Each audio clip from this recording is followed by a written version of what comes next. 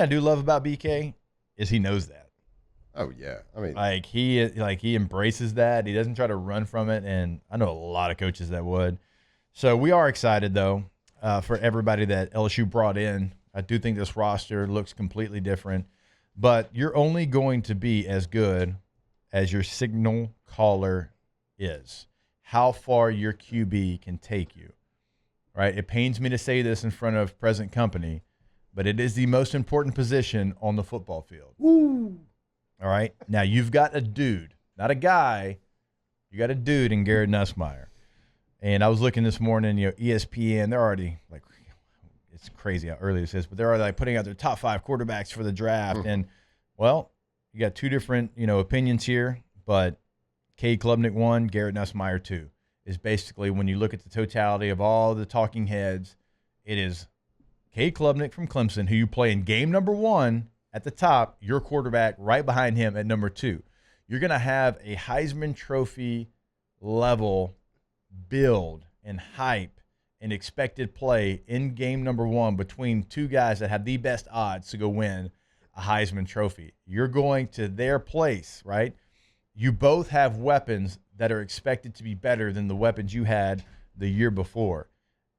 If you're a quarterback and if you enjoy great quarterback play, week number 1 in Little Death Valley has to be up on the marquee in blinking lights because you're potentially getting the 2 best right out of the gates. And I love how you call it Little Death Valley too. It's great. Is that a common term for this place? Oh, I don't know. I know Death Valley is. I don't even like giving them the credit for that. Mile that way. I know. I don't even like giving the credit for that name, but I guess if you put a little in front, it's great. Yep. But you're right. I mean, we go from. I'm excited about this season of college football because of the quarterback play we're going to see all over the country. We went from 2 seasons ago of having really highly sought after quarterback crop that went to the NFL. Yeah. This past year, a little bit down. You saw that with the lack of top round picks at quarterback, but it's going to circle back this year, and we're going to have a lot of top quarterbacks. So there's a lot of arguments out there about who's the best, who's this and that, and a lot of it's just all white noise right now, right? Believe nothing of what you hear and half of what you see, going into the season, because there's going to be a lot of talk, there's going to be a lot of arguments, but what it is these 2 quarterbacks are both great.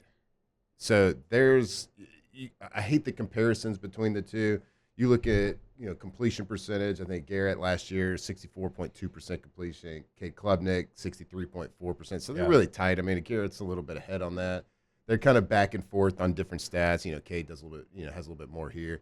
Stats to me are without looking at it, I would assume Garrett had more yards, more touchdowns, less interceptions for Cade Klubnik, though.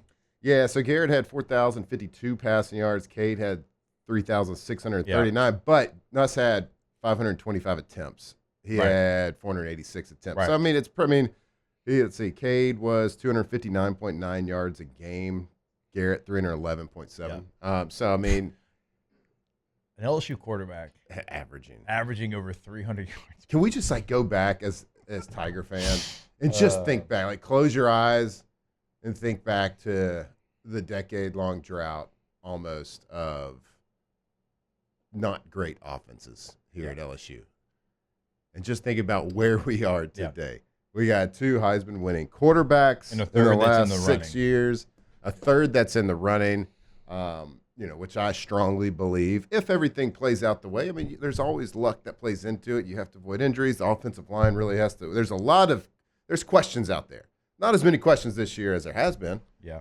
So I think everybody feels really confident. And you see the preseason accolades that kind of mimic that. They mirror that theory that we all have. He's got weapons all around him. They did a great job in the offseason in the transfer portal, filling out this roster, really shoring up the defense.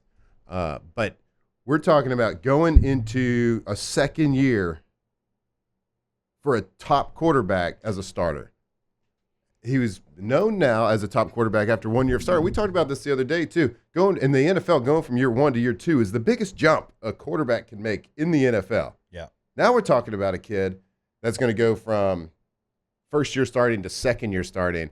And I think, and he played great last year. And there was things that he did that, Second there's no most way. yards in program history. Yeah, there's things that he did like that were already big league stuff. He made NFL type throws, and he's been doing that since he's been here at LSU. But he put it on the field, put it on the tape, and so if he can continue to do that, what I would see him make the biggest jump is not having those lulls, those down times. We talk about A&M in the second half, the different times of the year.